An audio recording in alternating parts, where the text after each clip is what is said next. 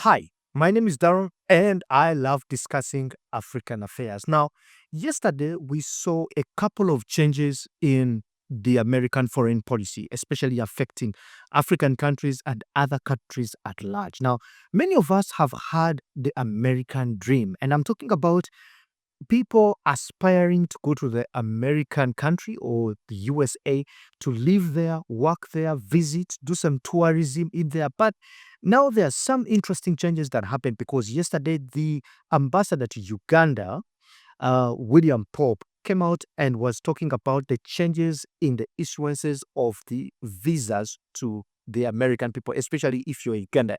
And number one is that they are going to reduce the period of the visas from 6 months, 2 years, 5 years to only 3 months.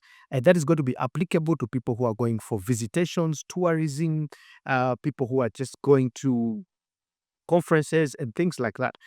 And why they are doing this is because many people would enter the country and complete the whole period of time of, say, 6 months or 2 years before they get out. And number two, they are reducing the times of entry that people actually make. So visas sometimes have been given 6 months with multiple entry, or 1 year with multiple entry, or 2 years with multiple entry. Now it's going to be single entry. So even if you've been given 6 months or 3 months, which is going to be the maximum for most people who want to go to the United States for a very short visit, you will not be able to use it again to go back even when the period is still valid. So once you enter the United States and get out, and you still have most probably 4 months to go, you're going to have to go back to the embassy and reapply to get back to United States. Something that is very tricky for many people, including students who are going to United States to study. And once you get into the United States and say one time you say, I lost my father, I have a wedding for my sister, and all these other things that may come with them. The moment you come back to Uganda or any other African country that has been put in that category, or others in the world, but because I love to specify Africa here, you will be able to apply again. You will the other visa, which was supposed to be for 4 years, but you came back after 1 year, will no longer count as long as you enter and get out, because it's a single entry visa. That is making the American dream so difficult for so many people who have thought about going to United States for fun.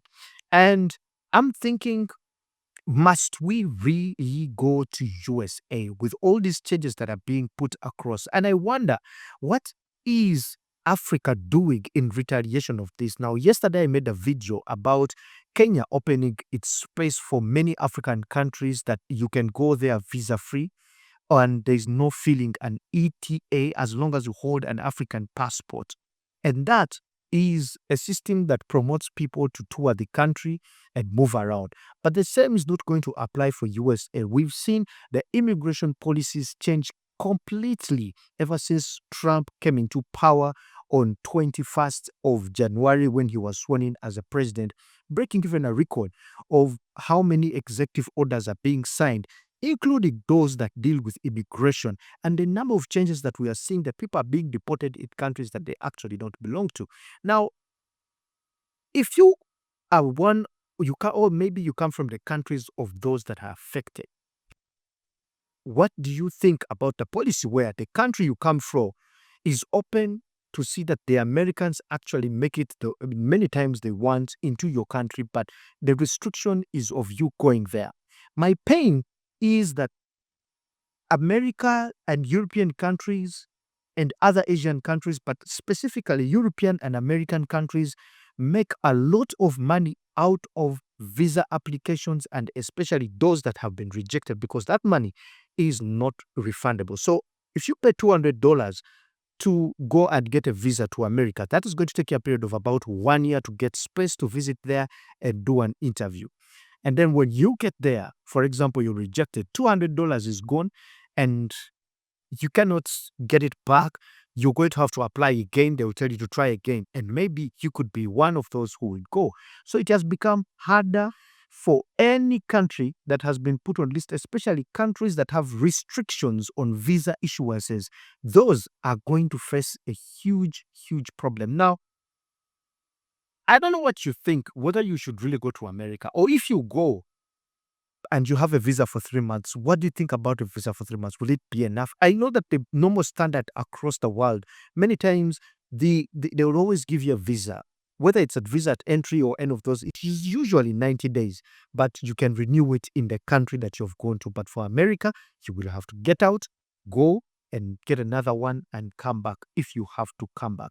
But those who already applied before yesterday will not be affected.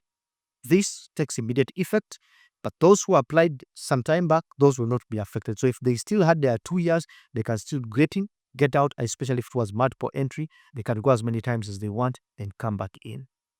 My name is Darren. I will see you in the next one.